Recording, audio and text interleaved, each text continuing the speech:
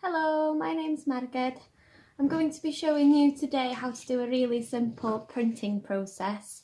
I'm going to be using recyclable materials that I've found around the house, so things like cardboard, sponges and just pieces of paper that you've generally got around the house. You can use anything as a source of inspiration. I'm looking at geometric shapes, but seeing as it's Easter, you could use Easter as a theme or anything that just generally inspires you. This is a little example of what I made. So I'll be showing you during this video how to have a go at doing something like this. So I'm just going to run through what you'll need for this workshop. We've got some acrylic paint here. If you don't have any acrylic paint, you could use tester paints you might have around the house. Or alternatively, you can go online and buy some acrylic paint. They're quite easily available. I've got a craft knife. You could use a Stanley knife if you've got one, however it's a bit more tricky to cut, but it's the same methodology. I've got a pencil and a pen, a rolling pin in order to apply pressure on the print when we're printing. You could do this by hand if you don't have a rolling pin. I've got a cutting mat, because when you're cutting the cardboard out, you might scratch the surface underneath. So if you don't mind scratching the surface, you don't necessarily need a cutting mat. Or you could just put paper underneath if you're worried about getting things scratched. I've got a ruler. I've got an old sponge that I found. So I'd be using this to apply paint onto the cardboard. And the plate is just to hold the paint. If you've got a pallet, that will work just as well. In order to make the print, you will need to get 2 A5 pieces of cardboard. I've used corrugated cardboard. This used to be an old TV box, and it was just in the recycling, but if you've got any cereal boxes, that could work quite well as well. And finally, in order to print, you'll need some A4 paper. This is just normal printing A4 paper, but if you've got some better quality paper, you could use that, but this will work just as well. You will need 2 pieces of cardboard. You'll have to think of 2 designs, one for the first print and one for the second print.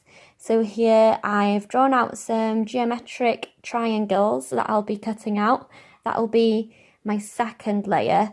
And for the first layer, I'm just using the cardboard to my advantage. It's got quite a nice stripy kind of texture on it. So all I'm doing is pulling the top layer off. And then I'll be using that as a stripy print for the background. So here I'm just going to show you how to cut out the cardboard using a craft knife. So first of all, it's just kind of a score. You kind of have to go around it several times in order for it to come out. So you just follow the line as accurately as you can. Or you can use a ruler in order to make this easier. Apologies for the camera being the other way around. I can't do this and hold my phone at the same time.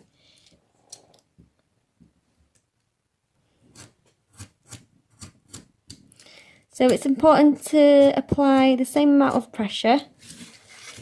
And if you can, ideally just cutting towards you, and make sure that your hands are the other hand is kind of out of the way, because I've had several accidents before where I've kind of slipped and cut into my own hand.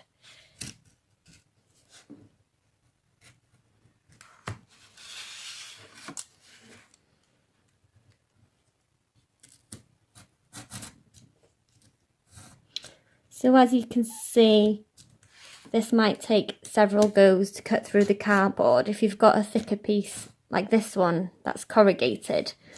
But if you're using something thinner like a cereal box, it'll take less time to cut through. So once you've started cutting it out, you just repeat the process as many times as you can until it's finished. So here's one I prepared earlier. I'm just going to use this one. And that's the corrugated cardboard all peeled. So I now have my 2 printing plates. This will be the first one and this will be the second one, and I'll go on to show you how to start printing.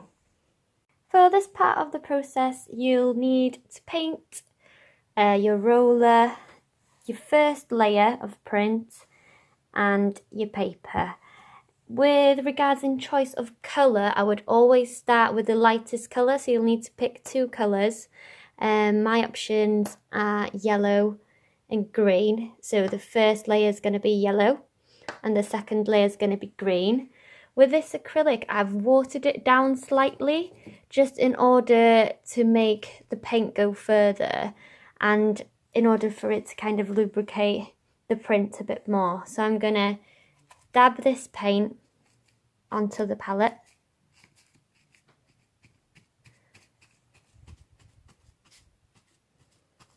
So you have to make sure that all of it's covered. So make sure you've got plenty of paint. If you want the paint a more of a vibrant colour, you might not want to water it down. It's totally up to you. But I just think it applies better onto the cardboard when you've got a little bit of water to mix into it. Also, when you're dabbing, I would just dab on the plate first, just to make sure you've got the right amount of paint on your sponge.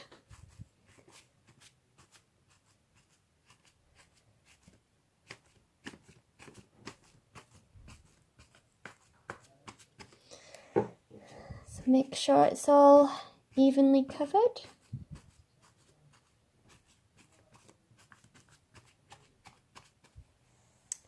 And then the next thing we'll do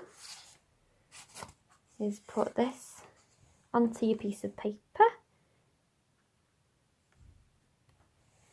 and use this rolling pin just to press down as hard as you can onto your paper. Apologies if the camera is a bit wobbly. So I'm trying to put as much force as I can on this print. If you don't have a rolling pin, you can just use your hand. So as I was saying earlier, you can just use the pressure of your hand if you don't have a rolling pin. So now we're going to peel the print off the paper. Excuse me while I just peel it off. And there you are, you have your first layer of print, which is a nice stripy texture. Some of the cardboard's got stuck to the paper, but I wouldn't worry too much about that. We can peel it off once it's all dried. So I'd let that dry for about 20 minutes. Just when it's completely dry, we can then put the second layer of print on top. So now I'm just applying the second paint palette on. Putting green all over my second design, getting it all nice and even. You want to do this process pretty quickly before the paint dries out. And you just level it on top of the first print. Use your rolling pin again, same method.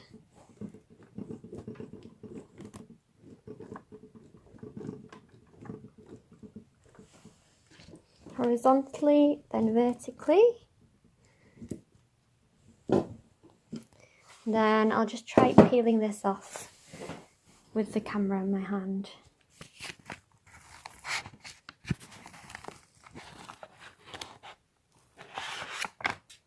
So there we are.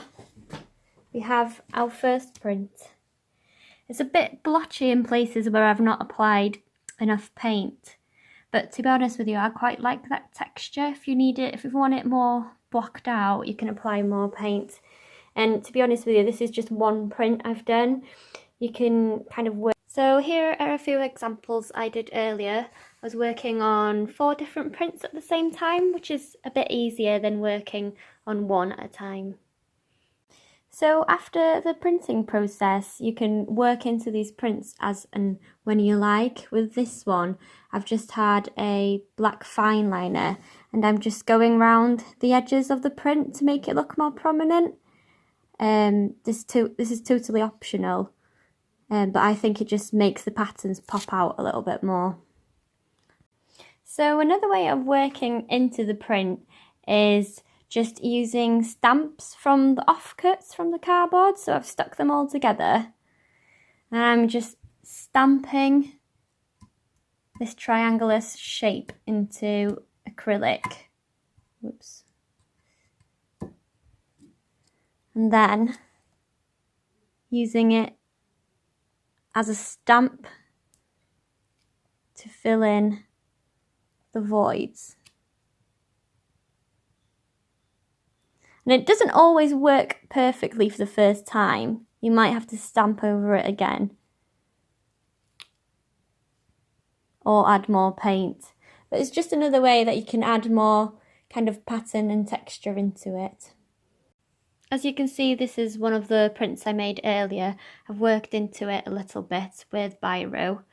So you can leave them as they are, which are like these two, or you can work in on them. It's entirely up to you. I hope you've had as much fun as I have making this workshop. Just be as creative as you want to be. Don't worry about getting everything exactly perfect. It's a lot of fun, and just have a good time. Thank you.